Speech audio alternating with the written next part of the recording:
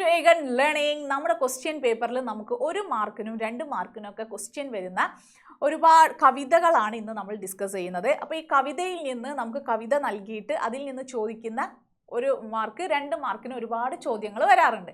അപ്പോൾ നമ്മൾ ഏറ്റവും പ്രധാനപ്പെട്ട 2 കവിതയാണ് ഇവിടെ ഡിസ്കസ് ചെയ്യുന്നത്. ഒന്ന് നമ്മുടെ ചാന്ദ് ഓർ കവിയും മറ്റൊന്ന് മധുഹൃദു. അപ്പോൾ ഇവിടെ നമുക്ക് നൽകിയിരിക്കുന്നത് ചാന്ദ് ഓർ കവി എന്ന കവിതയിലെ കുറച്ച് വരികളാണ്. എപ്പോഴും നമ്മുടെ ക്വസ്റ്റ്യൻ പേപ്പറിൽ അങ്ങനെ തന്നെ വന്നോളണം എന്നില്ല. അതല്ലാതെയും നമുക്ക് 1 വേർഡ് ക്വസ്റ്റ്യൻ ആയിട്ട് നിങ്ങൾ മോഡൽ എക്സാമിന് കണ്ടതായിരിക്കുമല്ലോ അല്ലേ. ഫസ്റ്റിൽ കവിതയുടെ ഭാഗങ്ങളൊന്നും നൽകാതെ തന്നെ അതിലുള്ള 1 വേർഡ് ക്വസ്റ്റ്യനും ചോദിച്ചിട്ടുണ്ട്. അപ്പോൾ ഇവിടെ ചോദ്യം യേ കവിതാംശ്. അപ്പോൾ കവിത നൽകിയിട്ടാണെങ്കിൽ ഇങ്ങനെ ചോദിക്കും, കവിതാംശ് കിസ് കവിതാസെ ലിയാ ഗയാ ഹെ. ഏത് കവിതയിൽ നിന്ന് നൽകിയതാണ്. അപ്പോൾ കവിതയുടെ വരികൾ വായിച്ച് നിങ്ങൾ മനസ്സിലാക്കണം. നമുക്ക് എന്താണ് മനസ്സിലായത്?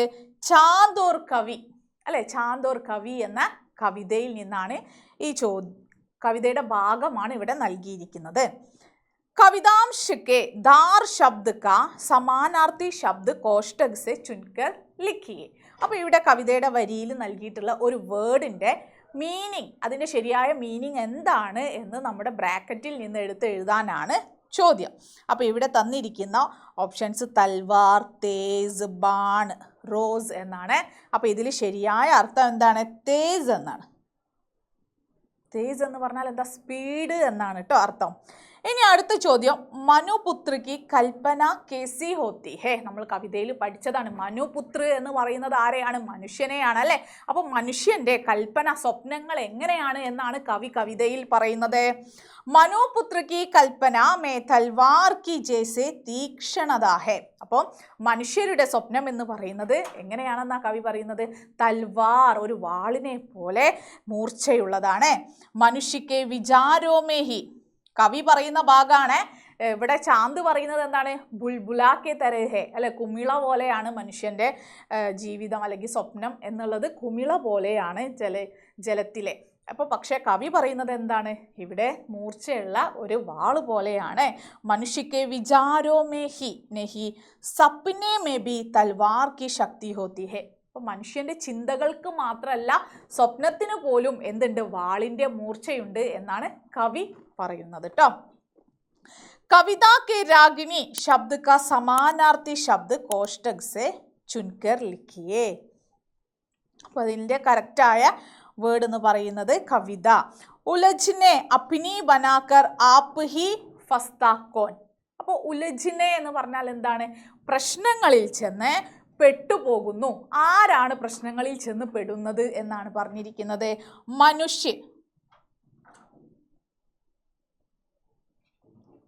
മനുഷ്യയാണ്. അടുത്തത് നമ്മുടെ മധുഹൃദു എന്ന കവിതയാണ്.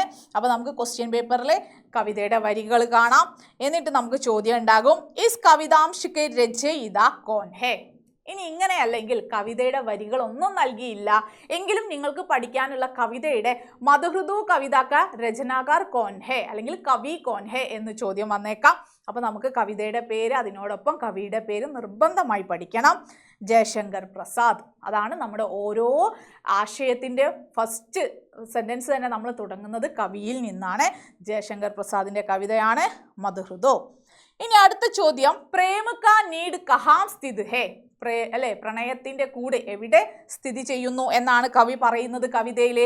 പ്രേമ കാ നീഡ് ആകാശ് ഓർ ധർത്തി കെ ബീച്ച് അല്ലെ.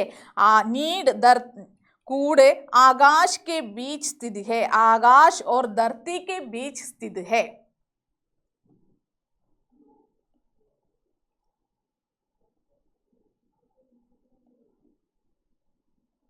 आकाश और धरती के बीच. സഹേലി का समानार्थी शब्द कवितांश से चुनकर लिखे. സഹേലി എന്ന അർത്ഥം വരുന്ന വാക്ക് കവിതയിൽ നിന്ന് എടുത്തെഴുതൂ. എന്താണ് ആ വേർഡ് എന്നറിയാമോ? നൈവ്യത സാത്തിനുക്കോ. സാത്തിൻ എന്ന് പറഞ്ഞാൽ എന്താണ്? എന്താ? കൂട്ടുകാരി എന്നാണ് കേട്ടോ. സഹേലി കൂട്ടുകാരി എന്നാണ് അർത്ഥം.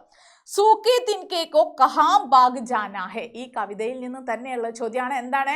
സൂക്കേ തിനുക്കെ, ഉണങ്ങിയ പുൽക്കതിരുകളോട് എവിടേക്കു മാറൂ എന്നാണ് കവി പറയുന്നത്. ജംഗൽ കെ പത്ചഡ് മേ ഭാഗ് ജാനാ ഹേ അല്ലെ, കാടിനുള്ളിൽ കാട്ടിലെ കുറ്റിക്കാടുകളിലേക്ക് നിങ്ങൾ പോയി മറഞ്ഞോളൂ എന്നാണ് കവി പറയുന്നത്. അടുത്തത് കവിതാമേ മധുഹൃദു എന്ന കവിതയിലെ നയൻ നയൻ എന്ന് നയൻ ശബ്ദ का സമാനാർത്ഥി ശബ്ദ കോഷ്ടക് സെ ചുൻകർ ലിഖെ. അപ്പോൾ കവിതയിലുള്ള ഓരോ വാക്കുകളും പഠിക്കേണ്ടതിൻ്റെ പ്രാധാന്യം മനസ്സിലായില്ലേ?